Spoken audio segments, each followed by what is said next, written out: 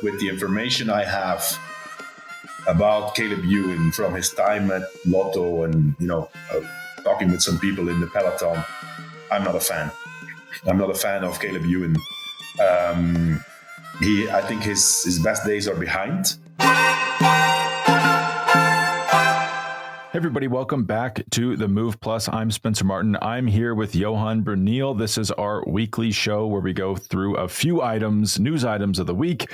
We'll cover a little bit of the Tour Down Under, as well as Caleb Ewan going over to Ineos in you could say a shock transfer.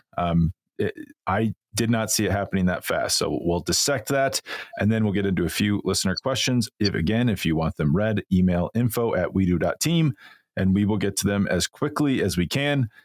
But Johan, before we get into the news, let's talk about our title sponsor for the week, Zwift.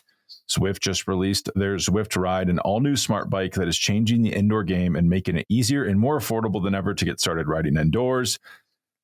I think you all know that our colleague, Mr. Lance Armstrong, is not a fan of riding indoors. He would never do it until he got his Zwift Ride. And now he's on there. He's maybe fallen off the Wednesday. We do Wednesdays and the Suffer Sundays, but he has been known to do it. Keep checking him out. You never know who's going to show up on those. I think we had Matthew Van Der Poel's dad on one recently, Johan. And Johan is on there as much as he can as we continue our mileage battle in 2025. But the Zwift Ride is an ultra quiet and it's an ultra quiet machine that's super easy to set up. You just need one tool, the frame key, to build it and make any adjustments to saddle height, bar height, and reach. That's key if you share the bike with anyone else in your household. It's much easier than having a bike on a trainer where you usually have to swap it out or you have someone else messing with your bike, the measurements, the things you've dialed in. You really don't want that. And once you're done, the frame key slots right back into the magnetic holder in the frame, so you never lose it. The adjustability makes Zwift Ride perfect for anyone in the house to use, and at just $1,299.99, that's $1,299.99. It's a game changer. So head to Zwift.com to check it out now. And again, join us on our We Do Wednesdays. That's Wednesday morning U.S. time, evening Europe time. They bill it as a casual no drop ride, but it gets hot. It's about an hour long. And then Suffer Sundays, it's a longer 2.5 to 3 hour Sufferfest over 3 climbs in the Zwift universe. If you really want to get in shape, that is a good place to start. But Johan, we're back to racing, which is crazy. The World Tour season 2025 has started with the Tour Down Under. I think the script writers, they copy and pasted a bit from last year. We had Sam Welsford starting off hot, won stages 1 and 2 really convincingly in those sprints. On stage 2, he crashed, looked terrible, beat up, had to chase back on, still wins the sprint showing everyone a clean pair of wheels. I think he won stages 1, 3, and 4 to start the race off last year. So it was a little bit of deja vu there. And then Javier Romo on Movistar, who you talked about on our show Outcomes, I believe at the Tour de France this year. You picked him as a wild card to win one of the breakaway stages. He just started riding racing bikes recently, was a triathlete until after COVID, but he won stage 3 with a really good late attack. Now he's the overall leader. Stage 4, which happened last night US, this morning Europe time, was won by Brian Cockard, who actually won a stage at this race 2 years ago in 2023. Fun fact about Brian Cockard, I think he has like 53 pro wins, only 3 World Tour wins. All 3 of those have come since he won that stage at the Tour Down Under in 2023. But Johan, what is your take on this race so far, and what are you reading into it? Yeah, well, as you said, the beginning was obviously Sam Welsford Festival. He also won the prologue to the Tour Down Under, the crit. It's not an official race, but anyway, it's 3 victories already for him. So that was not a surprise. They had a great team, great lead-out team also. The stage win by Javier Romo, however, was amazing. I watched that final, and as you say, this guy started racing just during COVID or after COVID. I think, if I'm not mistaken, I think his first race ever on the road, a road race, was the Spanish Championships under 23, and he won that. I mean, the level in Spain in under 23 category is pretty high. So he won his first ever road race, then went to Astana. And last year he was already on Movistar, did the Tour de France. Huge potential. We'll see if he can hold that lead. It's what's it called? Willunga, the climb. Yeah, Willunga Hill, mate. That's tonight. Or I guess stage 5. When we don't know what the time and space continuum is. It's weird when they go down under, but yeah, it's the next stage that's going to happen. Yeah. So it's going to come down to the bonifications, I think. Him being the favorite now and the leader, it's probably going to make it a bit more difficult for him to win. I think the big favorite for the overall is Jonathan Narvaez. He's 4 seconds down. He can take bonifications. He's in great shape. Luke Plapp is still there also, and then let's not forget. I mean, one rider I really I like to see him there in stage 3, I guess. Yeah, stage 3 is the young 18-year-old Albert Whitgen Philipsen. The guy who everybody talks about. We'll talk about him in our next up-and-comer show also.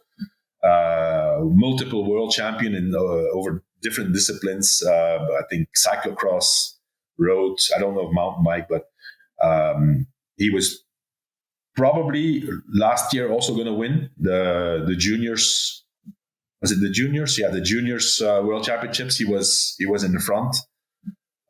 He crashed. And then he didn't win, but huge talent. I've heard, he has performances of, between 6.8 and 7 watts per kilo multiple times. He's done that over a long period. I don't know how long, if it's, 15 minutes, 20 minutes, I don't know. But anyway, obviously a big talent. And to see him up there with the big guys already, the first big appointment, I would say, the first time there's an uphill in a race, in his first race, at 18 years old, that's pretty incredible. And then, today, Brian Kokar, or was it yesterday? We have no idea. The last stage to occur. Here it was early in the morning. Brian Kokar, great win for him. Second stage win in the Tour Down Under. And as you say, 50-something races, 50-something wins already. And, for him to start off the season like this, and for Cofidis, I think it's important. I saw his interview after the race, and he was super, super happy. And I think it's a rider who is a bit unknown to the big public, a bit undervalued. But each time there's a sprint and it's slightly uphill. Today was not the case, but he's always one of the candidates to win. So great to see him take the victory today. Yeah, he's an interesting rider. He's someone, he's won a lot, 53 pro wins in his career, 32 years old. I kind of wrote him off as, not like camp champ, but someone who won a lot at smaller races and then would be hyped up at World Tour races as an outsider and then could never actually convert it. But it's almost like, he's on this team. Like, let's be honest, that's not like the highest quality. And also, team, if you see in the sport. If you see today, Spencer, if you look at the sprint from the helicopter, he was by himself. Like the last day, he had nobody, and he found his way. And he started the sprint quite early and kept it to the finish. So he must be in great shape. He seems like he's getting better. If you remember back, I feel like big turning point for him. 2022 Vuelta a España, stage 13. He very nearly wins the stage. Uphill sprint, is beat by Mads Pedersen. You're like, ooh, that was maybe his chance to win a World Tour race. Shows up next year, Tour Down Under, wins a stage at Tour of Switzerland last year. Now he appears to still be on that form. So someone to watch as we get into like B and C level sprint finishes in Grand Tours this year. I am quite curious. And it's funny talking about the GC because it will be settled in, I guess, like 12 hours. So we don't want to talk about it too much. But so Romo has 4 seconds on Narvaez. Patrick Conrad, who's now at Little Trek, 10 seconds back. It's interesting little comeback for him. He's had a tough few years, I believe, at Red Bull or Bora, whatever it was called when he was on it. And then here's another interesting one. Finn Fisher Black, 10 seconds back as well. Now on Red Bull Bora, out of UAE has a little bit more freedom. Someone interesting to watch, Magnus Sheffield from Ineos, 15 seconds back. And then a rider I've frankly never heard of, Bastian Tronchen. Yeah, he's pretty good. Yeah, 12 seconds back in fifth. And then you have Jay Vine, 15 seconds back. Albert Philipsen, 15 seconds back. Pretty interesting little GC cluster we have there. I do think it's going to come down to bonus seconds. We're not doing outcomes, but if I had to pick a winner, I think this is Narvaez's revenge. I think he wins this. He's been so good at picking up these. All the other guys like Jay Vine and Luke Plapp, they have to attack and win with a gap, because the bonification will not be enough.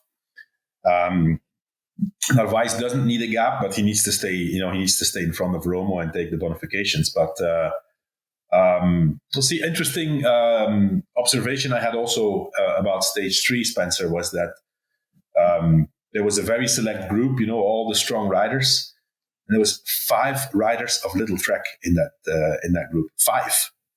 I mean, I think the teams are 7, right? There, 7. So only 2 so it's almost make it. Yeah, everyone from their team basically. Yeah. And I think there was some confusion, because also Bajoli was there. Bajoli comes from Soudal Quickstep. He's a strong rider.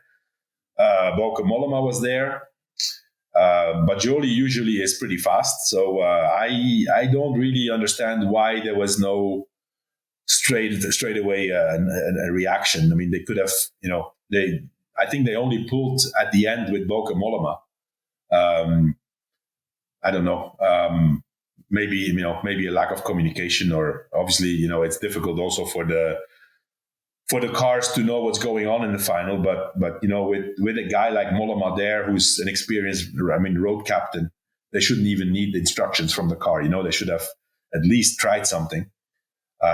They did, but it was too late already. I guess my only defense of that would be, and I agree that's not ideal, and it is early season, so maybe they're not dialed yet. But Jayco Alula at this race, if they were like a peacock, they're as peacocked up as you can be. Anytime there's a hill, they're on the front, they're attacking.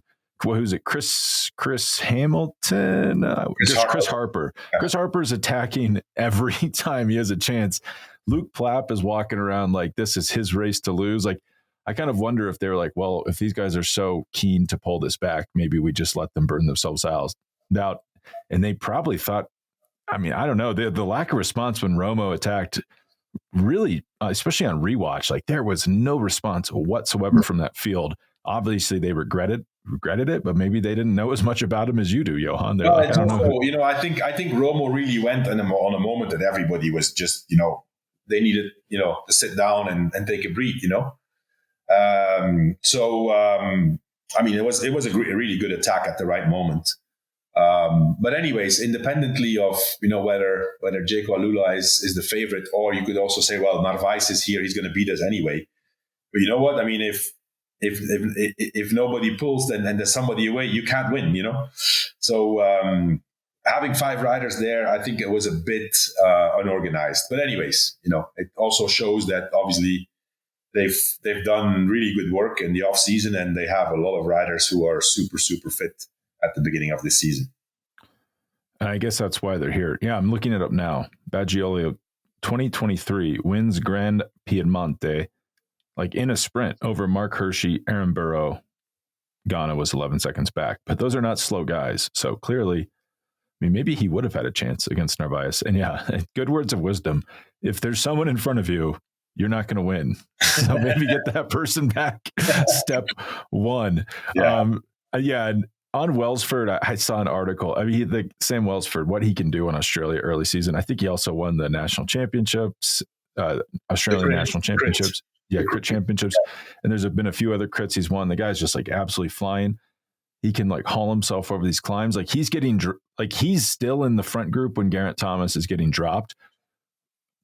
It's still wild to me that Geraint Thomas, we're watching just a wholesale evolution of the sport. Like Tour Down Under used to mean nothing. You went with Lance like 3 years in a row, I believe. And I don't think you guys were like, okay, this is going to reflect the rest of our year. But I looked it up. The top 5 riders in last year's edition all went on to have the best years of their career. Mm-hmm. So there's clearly like a correlation between success here and how you do later in the year. Geraint Thomas is just still on this. Yeah, clearly it's working for him, but it's just funny to me how different his program is than everybody else. Like, yeah. I mean, I'm just here getting some miles in. It's clear he goes there to get the racing going. The races are not very hard; they're fast. But also, in his defense, I read somewhere that he was sick the day before the race. He had stomach problems, so he started straight away a bit weakened. And normally, in that heat, it's difficult to recover. Not that he cares about the result. He's there to get the kilometers in and the speed in the legs, but he knows what he's doing, And then just to push back on what I just said, before we crown Welsford like new sprint champion of the sport, he won 3 stages here last year and then only went on to win one more race, which was a stage at the Tour of Hungary. So Welsford's very good at figuring out how to win at the Down Under. It does not mean we need to dethrone Caden Groves as the best Australian Grand Tour sprinter. I think that Welsford was, if I'm not mistaken, I think he focused basically his whole season on the track in the Olympics last year. Okay, which would explain the lack of. Yeah. I mean, winning a stage of Tour of Hungary, that's like not nothing, especially if you're focusing on the Olympics. He can do better. He can do better than that. He's fast, super fast. I mean, he's definitely fast. Like, I guess, I don't know. We'll see what's on his program. He's also on a funny team where he's on Red Bull. So clearly Primo's GC is going to be the objective at 2 of the 3 Grand Tours. Doesn't leave a lot left for a sprinter. So it is kind of the paradox of Welsford's situation currently. If you had to pick a rider right now, who's going to win the Tour Down Under, who would it be? Narvaez. Jonathan Narvaez. Right. Yeah, I like that a lot. You also mentioned before we recorded, because of Romo's win on stage 3, Movistar now has as many World Tour wins in 2025 as they had in all of 2024. Yeah, that's they've got to feel good about. Yeah, pretty good to start. Yeah, I mean, obviously they won a lot more because last year was not normal. They only had 1 World Tour win. It was a stage in the Giro, Pelayo Sanchez. But it looks like they've done a good winter and they're ready for the season. So we'll take a quick ad break and then we will talk about a big Australian rider who is not at this race, who we just had some news about. This episode is brought to you by Maui Nui, the only source for Maui's exceptionally healthy, wild harvested access deer meat. When you order from Maui Nui Venison, you're not only getting healthy, delicious, ethical meat delivered directly to your door, you're playing a key role in their mission to reclaim abundant food systems and preserve the delicate native ecosystem on Maui. I used to live on Maui for a long time, and I can tell you the Hawaiian Islands, generally, Maui specifically, have a hard time sourcing locally or getting locally sourced foods that are healthy and affordable. So Maui Nui is helping solve that by culling and controlling the axis deer, the invasive axis deer population, as well as delivering healthy meat to people both on and off the island. The taste is incredible. It's incredibly clean in an unmatched tenderness, no gamey taste, just savory and satisfying. It's great for snacking on the go, delivered and be delivered directly to your door. Delicious, and it's a delicious and healthy way to stay fueled.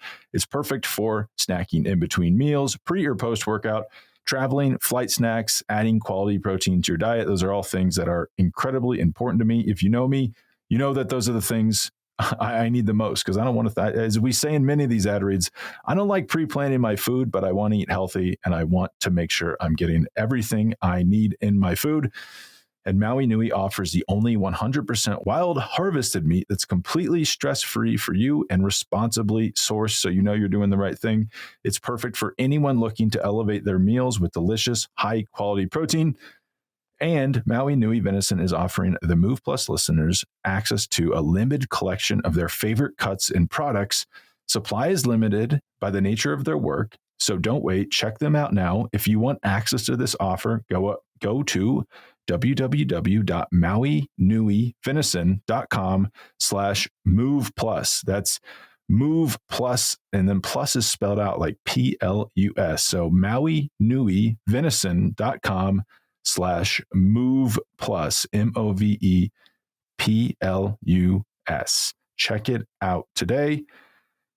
This show is also brought to you by Hims. Many men value different things about their appearance, with hair being one of the things they and society value most. So if you're one of the many guys who really cares about your hair, but finds that it's slowly going away, you may have a hard time looking in the mirror. But I have good news for you, since even if you've lost your hair, it doesn't mean you can't find it again. With Hims, you have access to personalized hair loss solutions, and you can start seeing your hair grow back in as little as 3 to 6 months. Hims provides you with convenient and quality access to a range of hair loss treatments that work all from the comfort of your couch. Hims makes treating hair loss simple with doctor-trusted options, clinically proven ingredients, and you can choose from personalized chewables, orals, spray, and serum treatments to find out what works best for you. The process is simple and 100% online, so there's no uncomfortable doctor visits. All you have to do is answer a few questions, and a medical provider will determine if the treatment is right for you. If prescribed, your treatment is sent directly to your door, and you don't pay for the shipping. That's incredible. Also, no insurance is needed. You don't have to hassle with any of that. I can tell you that's a total pain.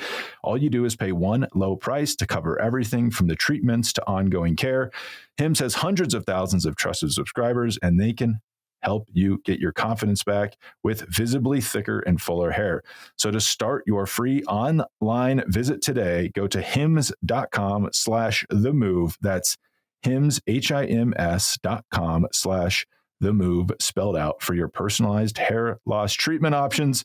Hims.com/themove. Results vary. Prescription products require an online consultation with a healthcare provider who will determine if a prescription is appropriate. Restrictions may apply. See website for full details and important safety information. All right, back to the show. All right, so we're back. Johan, Caleb Ewan, who was the king of the Tour Down Under for years, wasn't at this race. We talked about this a few weeks in a row.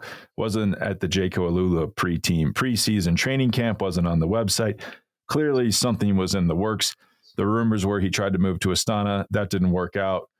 Jayco would have preferred to move past the current structure of their relationship, and then Geraint Thomas gave kind of telegraphed, I guess, that he was okay with the move when he said on his podcast that he wanted Caleb Ewan to be on the team. Lo and behold, 3 days later, Caleb Ewan signs for Ineos for 2025. What do you know about this deal? I don't know much about it. I heard the rumors. Now finally they're confirmed. It's a bit strange. Obviously, listen, Ineos need riders who can win races, right? They don't have that many riders who win races. They have good riders, but I've said it already. And I don't know him personally, but with the information I have about Caleb Ewan from his time at Lotto and, talking with some people in the peloton, I'm not a fan. I'm not a fan of Caleb Ewan. I think his best days are behind. He was at one moment, when he was on form, he was really, really fast. But, as I said, he's not a team player.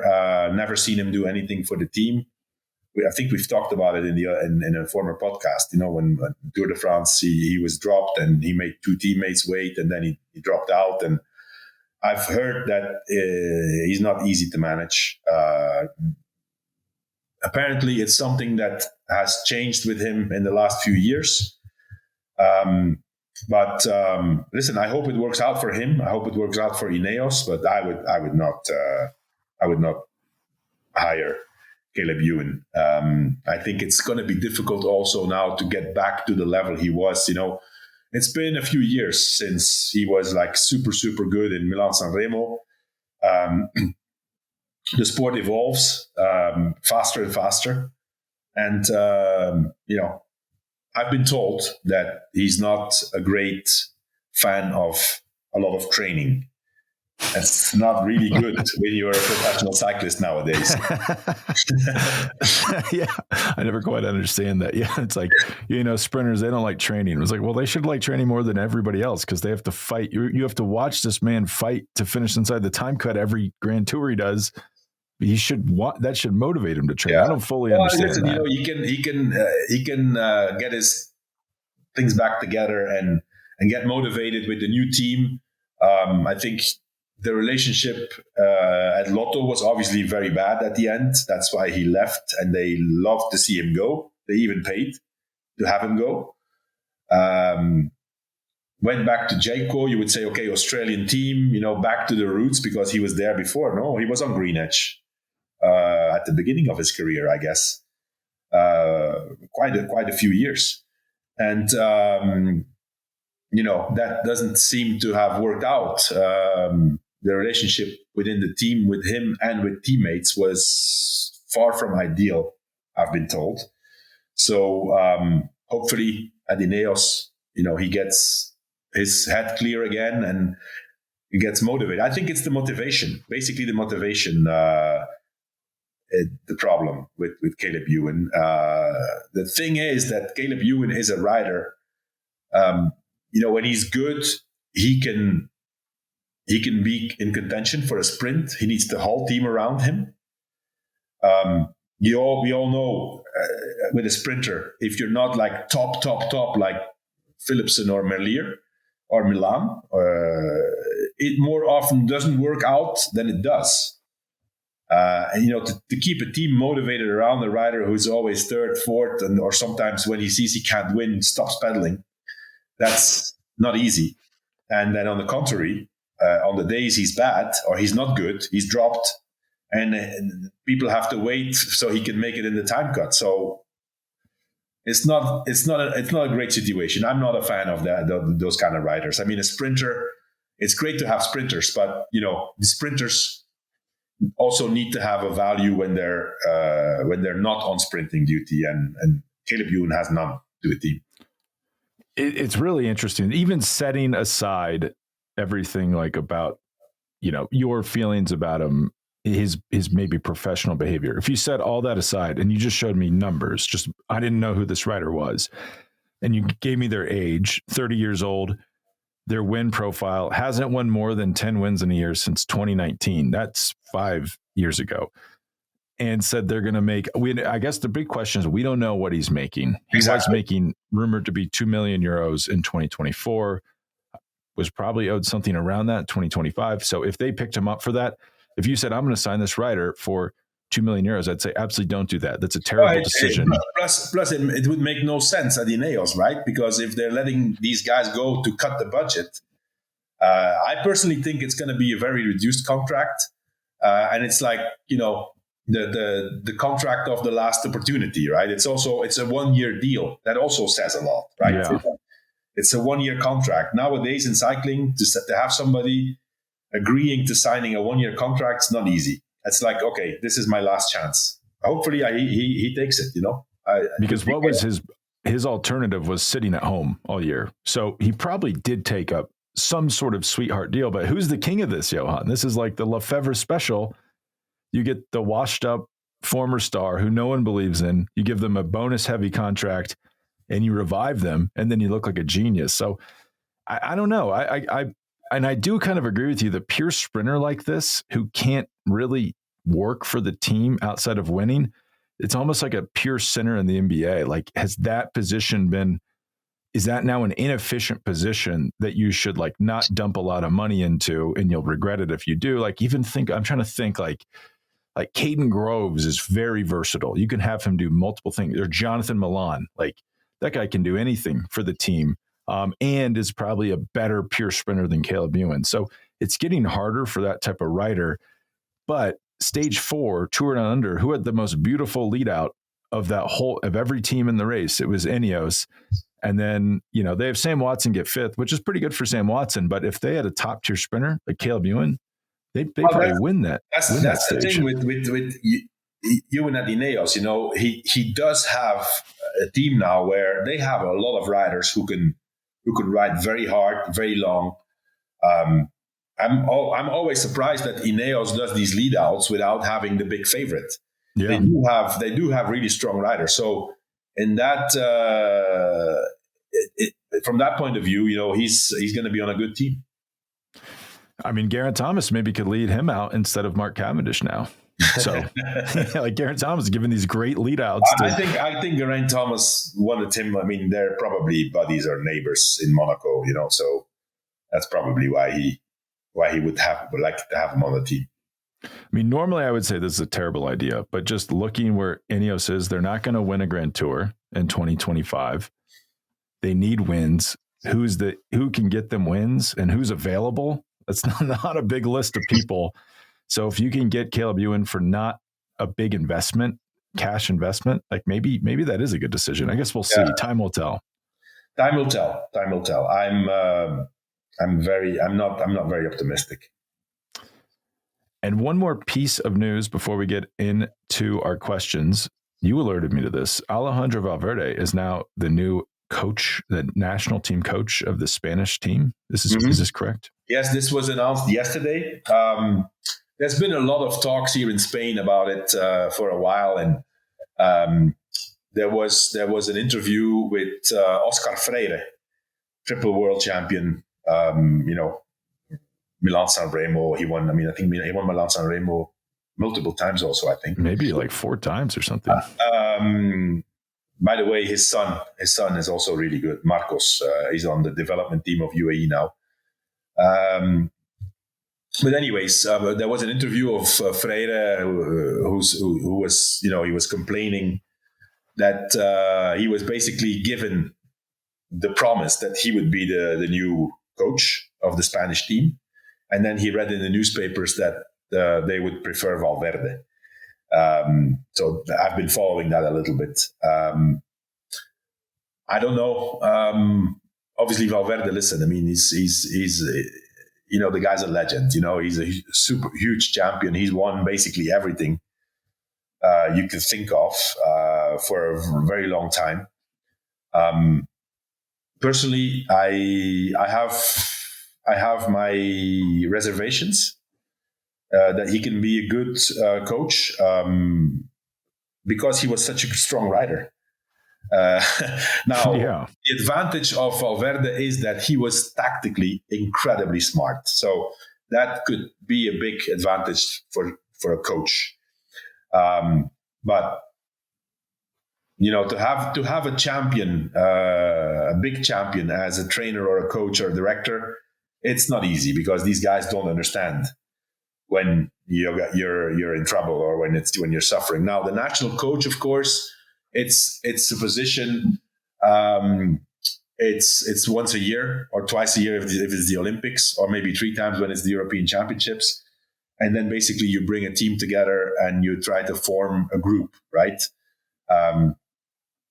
It's also going to make his job a bit easier that they have a few good, really young riders. They have Juan Ayuso, they have Carlos Rodriguez, they have Pablo Torres now, who is the upcoming talent in Spain. So, if you have good riders, it's easier to be a good coach. That does tend to help. Yeah, and then there's the other thing that I've been reading is that he's still the ambassador and advisor and gravel rider for Team Movistar. So, if I don't know if that's going to be a conflict of interest, right? That's a little bit of a debate now, whether he can stay in that position or not. He wants to do both. I think it's perfectly possible to do both. But yeah, I mean, I was, I don't know who was. Oh yeah, it's a guy who was not very well known. He was not like an ex cyclist or not an ex pro, Pascal Montparler, who was the coach. But now there's a new president, and so there's a lot of new positions also who have been attributed to ex cyclists. And Valverde is the new Spanish coach. So we'll see. I mean, his first big appointment is the World Championships in Rwanda. So with Juan Ayuso and Carlos Rodriguez and Pablo Torres, 3 great climbers, they normally will have a very strong team. Yeah, I mean, they could win worlds. I hate this. Like, you don't see in any sport, I guess outside of wrestling, you don't often see top stars slot in and become good coaches like at all. Cause it's like, what's the problem? Like just win. What do we like? What's the holdup here? Like they just don't have an ability to empathize with struggles or never had to think about things. Yeah. I had when I was a young cyclist, a young professional, I had, 3 different huge champions as a coach, my first director was a guy called Ferdinand Braque. He's now in his 80s, but also, he had won the Tour of Spain. He was third in the Tour. He was the hour world record holder. Then I had Eddie Merckx as the national coach. We can't name everything he's won. And then at Rabobank, for some races, I had Joop Zoetemelk, who also won the Tour, was multiple times second in the Tour de France, was world champion. These 3 guys had the same in common. It's like they had good advice, but they could not understand when a rider who's not a big champion was suffering or getting dropped on. I remember Zoetemelk once, we did a race and I think I told the story already on this podcast, but I'll say it again, and I actually was rooming with Adrie van der Poel, Mathieu's dad.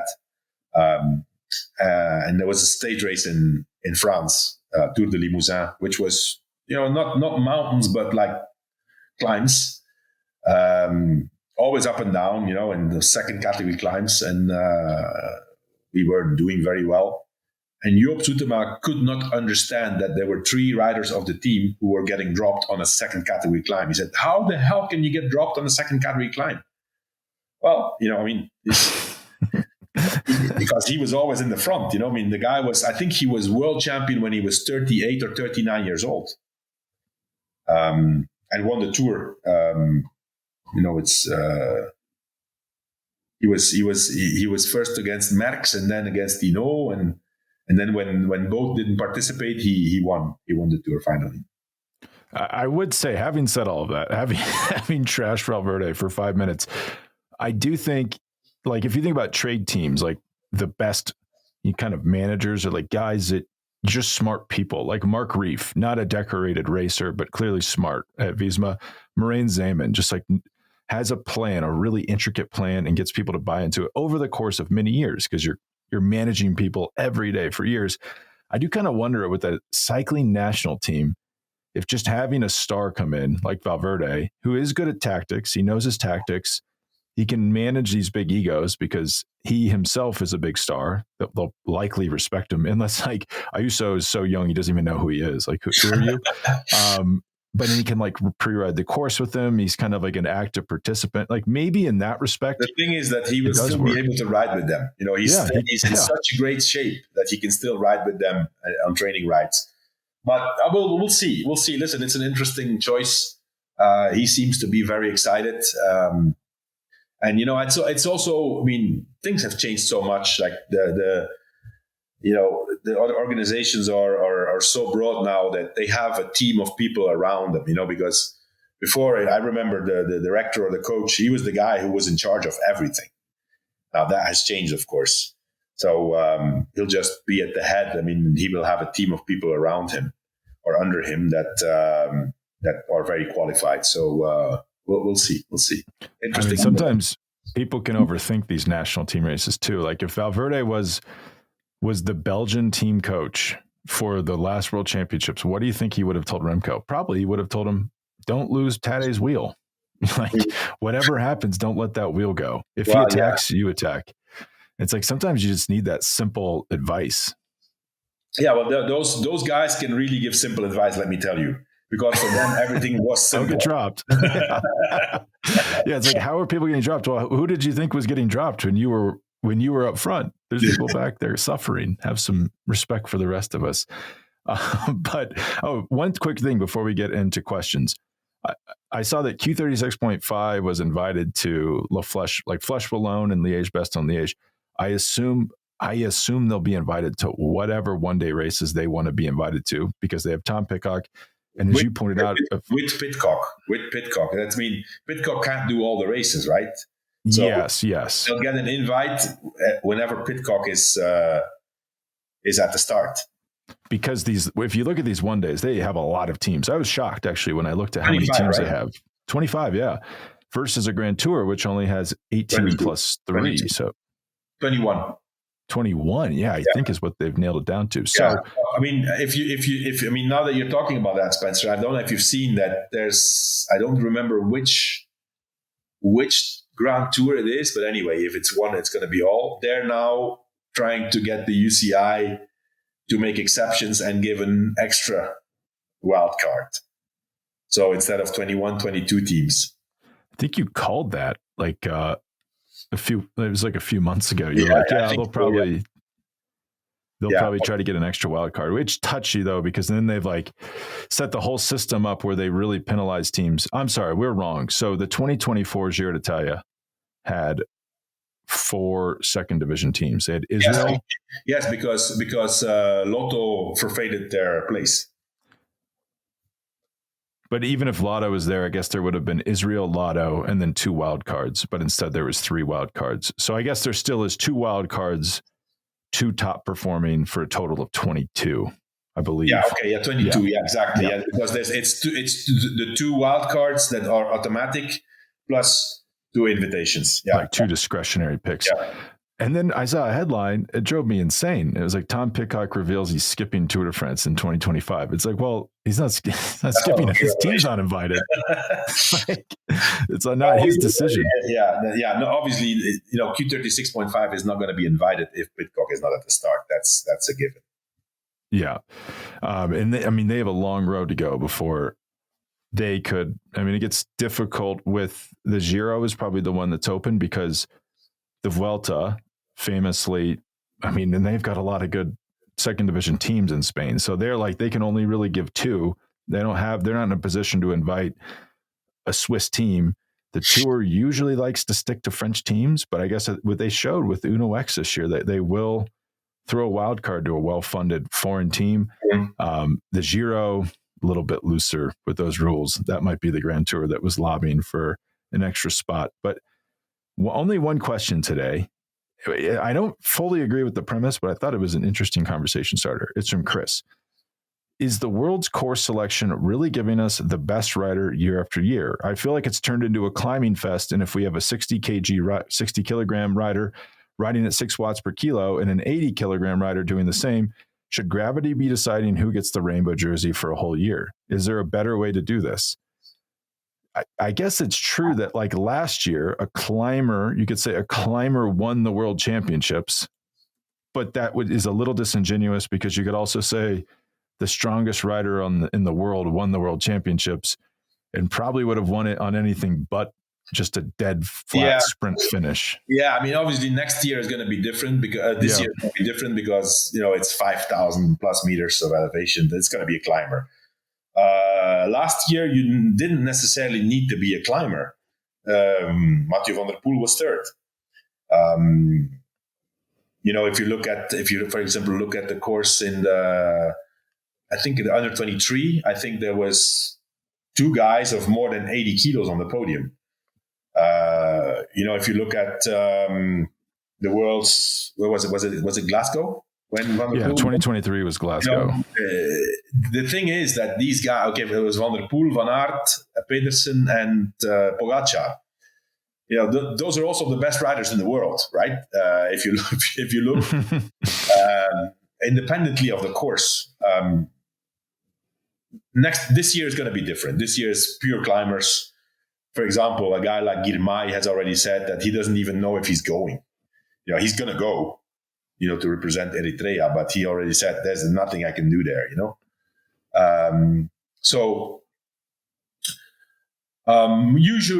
usually it's the best. It's one of the best riders. If we go back, we had Mats Pedersen, who won in was it Harrogate? Yeah.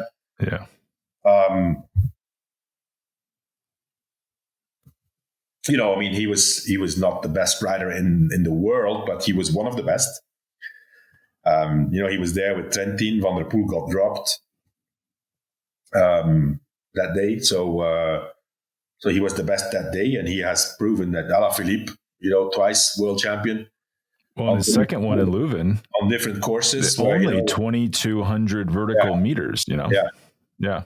So not that climby of a course, and Alaphilippe wins. An interesting one too. 2022, Remco Evenepoel wins on a circuit. A lot of climbing because any course you do for 270 kilometers, it's going to add up to some vertical probably because you're just covering so much ground. But the longest climb on the circuit was 1.1 kilometers long. So you wouldn't say like a climbing specific course. Remco was just the strongest rider that day. Yeah, he was the strongest. I mean, if you remember, I think the second was Christophe Laporte in that race, who was kind of a sprinter all-rounder, right? So it's a mix. It's a mix. Yeah. The two outliers that I have mixed emotions about are, what you said, Kigali this year, 2025. Like it does automatically rule out so many people. Like Biniam Girmay, I mean, maybe it's too hard but like Mathieu van der Poel could have beaten Tadej Pogacar, two very different riders on the 2024 course, which makes it good in my opinion. You probably want some sort of hybrid that a lot of riders can contest.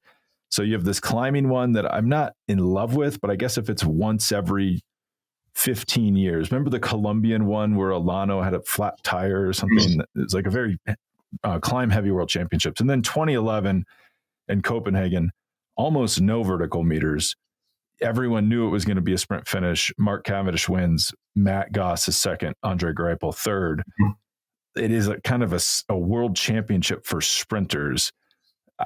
I guess like if that's every once in a while, that's kind of fine and different. I mean, I guess that's cool that Mark Cavendish had a chance to be a world champion. I mean, here's an interesting question for you, Johan. If they did the Copenhagen circuit again, are we sure that's a sprint finish in modern racing? I think so. Yeah, I think so. It needs to be really, there needs to be some difficulty to have separation because everybody's so good now. But, coming back to the World Championships of this year, it's hard. It's in Rwanda. It's in Africa. You could say it's too hard for the majority of the peloton, and that's true, especially at that distance. I don't know exactly the distance, but it's more than 250K. But here it's clear that this is a political decision. This is it's the first time Africa. Lapartien has been pushing for this for a while because this will help him to get votes from Africa for his candidature for the president of the IOC. It's all linked together. The riders in the end here are just pawns in a game. They don't really care about how many riders can finish the race, or it's the importance is that it's in Africa and it's in Rwanda. And there's a lot of criticism around that also because of the political climate in Rwanda, and doesn't really matter. It needs to be there, and he just needs to get the votes. There, I got that on my list. I mean, there's a long tradition, like soccer, football, great sport. I mean, some of those locations aren't picked for the sporting reasons, shall we say? Like, and I mean, like whatever you think of the Qatar World Cup, it was weird. It was in the middle of winter. I actually kind of thought it worked out pretty well. I'll just have fond memories of watching that World Cup. So you can just have these races that are different. It's not what you envision the World Championships being. Maybe it's going to be a great race. I don't know. If they always had 18,000 feet of climbing on the course, I think that's kind of lame.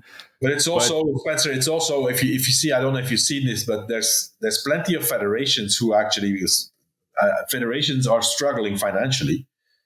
And I think especially in the year post-Olympics, because I guess there's less money going to the federations. And I think it's Denmark, the Netherlands, and Belgium have decided that they're not sending juniors to the World Championships because it's too expensive. I mean, I saw this. That's three big cycling countries, Yeah. I kind of understand the decision, and I was reading some quotes on it, and they're basically like, we're not going to send riders if we don't think we can medal. Like, what's the point? Yeah. Plus that is apparently super expensive. There's a little bit the good hotels like I'm sure it's absurd. Yeah, it's 500 euros plus per night. Yeah. So yeah. I kind of totally, if I was running a federation, I'd make the exact same decision. Like, we're not going to burn 2 years worth of budget on sending a bunch of riders who are going to DNF in the first three passes of the circuit.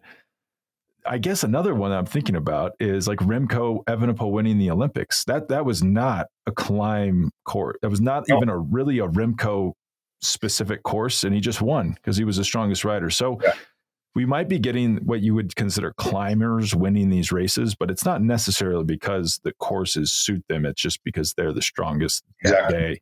Yeah. And, like, we'll see. Who knows? Like LA, we don't know what the course is, but like LA Olympics 2028, like maybe Van der Poel wins that, even if it has some climbing. It's just we're in a small man's game right now for international races, and it could swing back. Mm-hmm. Well, Johan, do you have anything else before we take off? No, that's it for me, Spencer. All right. We'll have a good weekend, and we will be back. You'll be back early next week for an up-and-comers show with George Guppy and Lance Armstrong on Monday. Yeah. And then we will make sure you watch your Wollonga Hill battle, because then we'll do our Tour Down Under wrap-up thoughts next week. And then I think we have UAE Tour coming up soon, like really soon. So we will be talking about that as well. Thank you for listening. Thanks for joining us, Johan, and we'll talk soon. Okay, thanks.